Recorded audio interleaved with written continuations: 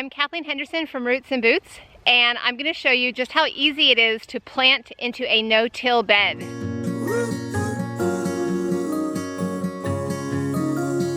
I'm planting Brussels sprouts today, and this bed behind me was planted last year in sweet potatoes. The sweet potatoes loved it here, actually a bit too much. They kind of took over everything, including a nearby strawberry bed, which was a mistake. But anyway, I digress. This bed has sat empty since then, but not exactly empty. I haven't planted anything in it, but it's been covered with a thick layer of wood chips, which is part of our no-till practice. And I want to show you how I'm planting these Brussels sprouts through the wood chips. I've already planted a few. They're pretty small seedlings, but as long as they've got a few green leaves sticking up out of the wood chips, they will get what they need and they will start growing and get big in no time. First of all, just a quick planting tip, no matter what you're planting, you always want to water your seedlings first. Make sure they don't need to be soaking wet, dripping wet, but they do need to be well watered. That will help them make the transition. So right here is where I want to plant my next Brussels sprout. All I do is push aside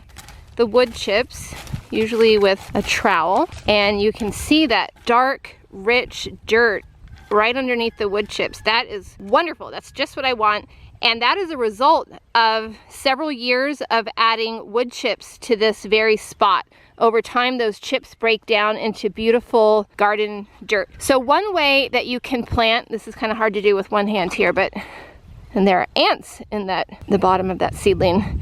One way you can do it is to simply place your seedling, the root ball of your seedling, right on top of that soil. And those roots are going to go down into the soil and find what they need and grow and expand over time. That one broke off. And then you can simply push the wood chips back around that plant. They're going to serve as a mulch for weeds. Oh, I am breaking leaves left and right here. That one broke too.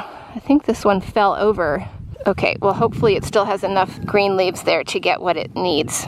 So that's one way you can do it, is to simply place the seedling right on top of that rich soil under the wood chips and then push the wood chips right back around it. Okay, this is my next hole, and I wanted to show you a second option, which is to dig down a little bit into that dirt and make a little planting hole, which is actually my preferred method when I have seedlings that are a little taller or I want them to have good support on the stalk.